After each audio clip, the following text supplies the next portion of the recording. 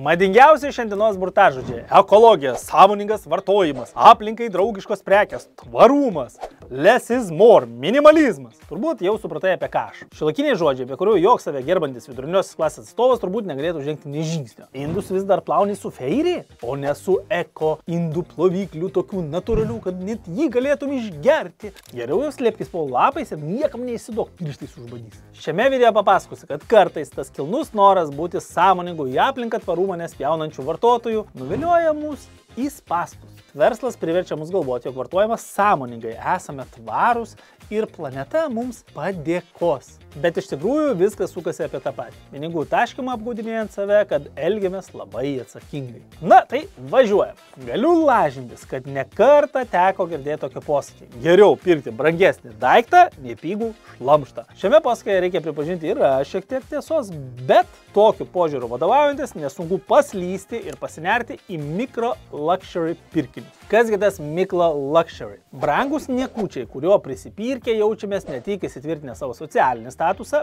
bet ir investavę į kokybę. Niekučiai orientuoti į tipinį viduriniosios klasės pirkėją. Pavyzdžiui, Chanel švarkelio neįpirksi, bet lūpdažį ar kokį odinį kortelių dėklą, na, gal jau ir išstenėtų. I've had this Chanel card holder for years. This is like the cutest thing ever. I feel like I can look at it all day if I really wanted to. Va kiek džiaugsmo, gali ištisus metus į šį Chanel kortelių dėklą žiūrėti ir save džiuginti. Norėdamas pritraukti vidutinės pajamas gaunančius pirkėjus, prabangos prekių ženklai vis daugiau dėmesio skiria mažesniems įperkamiems produktams, tokiems piniginėms, grandinėlėms, kvepalams, kosmetikai, mini rankenukams, natūralaus vaško žvakėms, tokiems nišiniams namų kvapams ir kitoms smulkmenėlėms, kurių prisipirkę jaučiamės jau šio to verti, sumokėję už kokybę, išskirtinumą, prabangą ir žinoma, tvarumą. Kuriems galams prabangos prekių ženklams orientuotis į mane ar tave, o ne į milijonierius. Nepaslaptis, kad prabangiausi brandai jau kelinti metai susiduria su sulėtėjusiais pardavimais ir sumažėjusiu pirkėjų skaičiumi. Remiantis Citi ir kreditinių kortelių duomenimis, praeitų metų lapkritį išlaidos prabangos prekių ženklams Amerikoje per metus sumažėjo 6%, o pasauliniai prabangos prekių pardavimai per šios metus turėtų pakrysti 2%. Tai bus silpniausi metai nuo 2008 metų finansų krizės. Taigi nesisuksi, negyvensi. Norint išlikti, žudbūt reikia kažką pasiūlyti pirkėjui, kuriam išleis $10 000 ir per daug, bet už $400 Gucci pavadėlį savo šuniukui nupirktų ir Burberry šalikėlį už $200 paimtų. O čia susidurime su įdomiu paradoksu. Artėdami prie masių, prabangos prekių ženklai po truputį praranda savo išskirtinumą – kokybę. Kitaip tariant, artėja diena, kai Marc Jacobs batai kokybė nebesiskirs nuo Zaros. Ir čia ne aš visą tai sugalvojau. Ilgametė mados redaktorė Katarina Zarella apie tai parašė ilgiausią opusą The New York Times. Pacituosiu. Pastaraisiais metais visų rūšių prabanga tapo nepadoriai, gėdingai, nesuvokiamai brangi ir kainos pakilo dar labiau nei diktuoja infliacija. Kas dar blogiau, kylant išlaidoms, kokybė negerėja. Tiesą sakant, tai labai suprastėjo. Zarellos nusivylimas atspindi platesnę vartotojų kritiką. Gausų pasakojimų apie $10 000 kainuojančias rankinės, kurias po kelių padėvėjimų tenka taisyti. O odos dirbinių taisyklose dirbantis meistrai atvirauja, kad jų darbe močiučių rankinės pakeitė visiškai naujos Chanel ir Louis Vuitton rankinės. Jeigu jau grįžtama prie tvarumo, prie less is more, tai tokia situacija kelia šiokį tokį susirūpinimą. Prabangos ženklai skiria dėmesį mažesniams kainoms, didesniam prieinamumui ir dėl to kenčia kokybė. Kitaip tariant, kokybė ir tvarumas atsidūrė kryžkelėje. Sakyčiau, jau geriau neįmanoma kokybę investuoti, kuri šiuo metu kelia daug klausimų, o į savo ateitį. Taip elgtis išties būtų tvariau ir sąmoningiau, nei sukišti krūvą pinigų į brangius skudurus, kurie anksčiau ir vėliau vis tiek virs virtuvinėmis šluostėmis. Aš atsimenu, kai 2003 metais nusipirkau Armani maikutę Neapolyje. Mokėjau tam $50 kažkur. Nors mano atlyginimas kaip jūreivio tuo metu, kaip kursanto, buvo $450.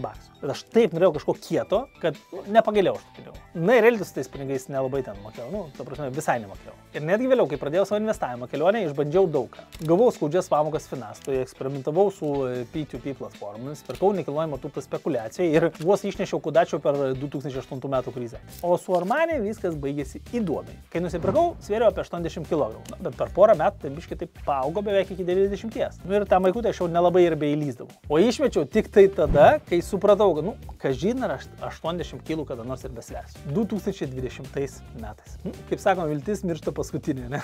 Grįžtant prie mikro luxury spąstų. Į juos dažnai pakliūna kinai, šluojantis viską, nuo meistriškai pagamintų arbatų iki kvapniųjų žvakių. Kinų socialinėme tinkle Weibo mikro luxury yra viena populiariausių grotažymių. Vartotojai čia dalinasi mėgstamiausiais prabangos pirkiniais, pradedant gurmet maistų, kvepalais, dizainerių ir kanceliarinėmis prekėmis, baigiant technikos gadgetais ar visokiais ten šilkiniais pagalvių žvalkalais ar kokiais aromaterapiniais aliejais. Tad šitaip atrodo vieni iš spąstų, į kuriuos gali netyčia papulti. Tačiau video pradžioje žadėjau pateikti daugiau pavyzdžių. Kitos pinklės susijęs su ekologinė kalte. Kas čia per Vilniaus paspirtukininkų terminas? Juk kaip sakiau video pradžioje, nusipirkęs tą feirį nesijauti labai gerai, ar ne? Baisi chemija, siaubinga tarša. O štai ekologiškas indų ploviklis už 12 eurų yra sąmoningas, tvarus pirkinys. Kaip ir visi ekologiški aplinką tausojantis niekučiai kainuoja dvigubai brangiau nei jų alternatyvos, bet leidžiantis gyventi ramia sąžinė, nes kitaip mus pasmaugtų eco-guilt. Šitą terminą irgi ne aš sugalvojau. Žurnale Frontiers in Sustainability buvo paskelbtas Kopenhagos universiteto mokslininkų tyrimas, kuris nustatė, kad aplinkosaugos srityje sąmoningi žmonės dažnai jaučia kaltę, kai jiems nepavyksta laikytis aukštų aplinkosaugos standartų. Tuo tarpu tie, kuriems aplinkosaugos tema rūpi mažiau, dėl savo nepakankamo įstraukimo jaučia gėdą. Nors ekologinė kaltė gali pastumėti link teigiamų pokyčių, tarkim, užuot pirkę plastikinius butelius, geriau įsigykime gertuvę. Tačiau mokslininkai teigia, kad šis jausmas gali pridaryti daugiau žalos nei naudos. Pavyzdžiui, gali atsiliepti net ir psichiniai sveikatai ir sukelti ekologinį nerimą, kuris remiantis Didžiosios Britanijos nacionalinės statistikos biuro duomenimis kamuoja apie 74% britų. Kitas pavyzdys. Aplinkosaugos žurnale The Lancet buvo paskelbtas tyrimas, kuriame apklausta apie 10 000 jaunuolių, kuriems yra nuo 16 iki 25 metų. Tyrimas atskleidė, kad kone pusė jų, 45%, taip stipriai nerimauja dėl klimato kaitos, kad tai turi įtakos jų kasdieniam gyvenimui ir funkcionavimui. Dauguma jaučiasi išdavę savo planetą, o net 75% tiki, kad planetos ateitis gąsdinanti. Kitaip tariant, klimatas taip atšils, kad galėsime spraginti popkornus lauke, kaip tai darė Tomas Hanksas filme Finch.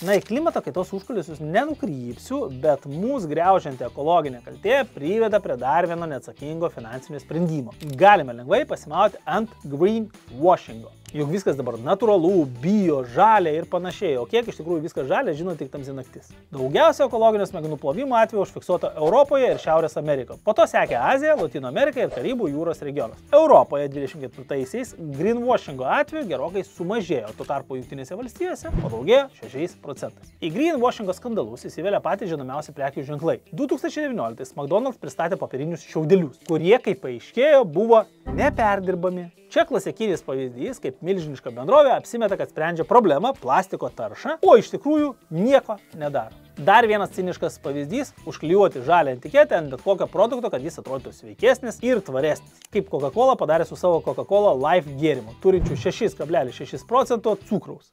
Kas anaiptol neatrodo labai ten sveika, ar ne? Na, bent jau reklamuotis, tai Coca-Cola tikrai moka ir to iš jos neatims.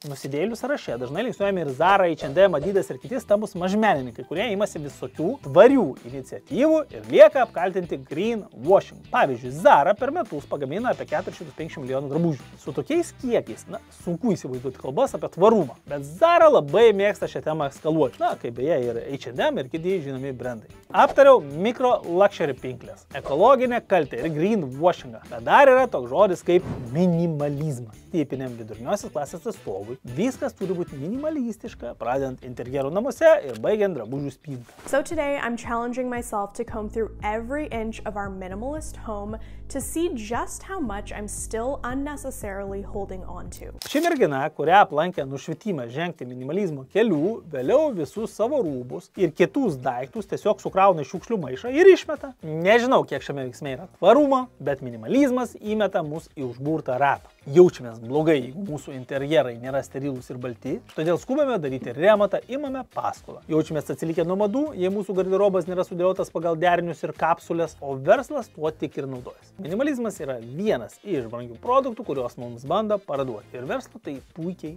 sekasi. Minimalistės erdvės vis dažniau siejamos su ramybė, švariomis linijomis, atviru išplanavimu, tvarkinga, vizualiai ramia aplinka, be jokių dėmesį blaškančių detalių. Jei seniau šią svajonę išpildydavo skandinaviški interjerai, tai dabar visų akis krypsta į Japoniją. Unhold Nation Brand Index kasmet apžvelgia, kaip pasaulio piliečiai vertina savo ir kitas valstybės. Tiek pernai, tiek užpernai Japonija šiame indekse užėmė pirmą vietą. Japonija yra ne valstybė, o brandas. Tekančios saulės šalyje ieškome įkvėpimo ir grožio. O socialinio tinklo Pinterest paieškose japoniškos svetainės dizainas, zen vonios kambarys ar japoniškas mėgamasis yra labiausiai trendinantis paieškos raktažodžiai. Net YouTube gali rasti šimtus video apie tai, kaip susikurti japonišką interjerą savo namuose. I will give you 7 tips on how to achieve this look or its defining characteristics. The ideal color schemes that suit this style, the materials you can use, and the decor that matches it. Tik šiame video nepaminima, kiek reikia išleisti pinigų, kad tokį zen interjerą turėtum. Svarbiausia juk minimalizmas. Less is more. Ir zen. Tas minimalizmo prakeiksmas lydi ne tik interjerą, jį galima pastebėti net makiažo tendencijose. Nors makiažas, nėra ten mano labai ten giliai išjausta tema, bet net aš žinau, kad dabar ant bangos yra no make-up įvaizdis. Žodį no make-up, tai ir suprantu tiesiog, kad no make-up. Bet ne, taip nėra. Norint tokį įvaizdį susikurti, reikia prisivirti krūvą kosmetikos priemonių ir vėl viskas atsiremia į pinigų taškymą. Arba drabužių kapsulės. Tikiu, kad tikrai žinai, kas tai yra, nes jas įsigyti siūlo influenceriai, stilistai, dizaineriai. Maždaug paklok 1500 ir turėk spintą visam gyvenimui. Kapsulės koncepciją dar 85 metais išpopuliarino dizainerė Donna Karan, išleidusi 7 easy pieces drabužių asortimentą. Skirta aprengti užimtas dirbančias moteris, kad joms niekada nereikėtų sukti galvos, ką apsivilkti. Nors skonis ir tendencijos nuo tų laikų pasikeitė, koncepcija ir formulė išliko universali. Ir dabar savo kapsulę siūlo visa eilė dizainerių ir stilistų. Tik turėk pinigų ir negalėk to 1000 kelių naujam garderobui. Galiu ir daugiau pavyzdžių pateikti, bet čia jau turbūt ir sustosiu. Tik priminsiu, kad pinigų leidimas ekologiškoms prekėms, mikro prabangai, minimalistiniam interjerui ar rūbams, kurie kažkada pavirs skudurais, nėra būdas sutaupyti, kaip mūsų bando įtikinti. Tai yra pinigų atidavimas kompanijoms, turinčiams puikius marketologus ir žmonių elgsenos specialistus. Visi turime galvas ant pečių ir tikiuosi, kad šis video padės atpažinti gudrius triukus, ant kurių šiandien taip lengva pasimauti. O gal tokių triukų pastebi ir daugiau? Pasidalink komentaruose. Sėkmės!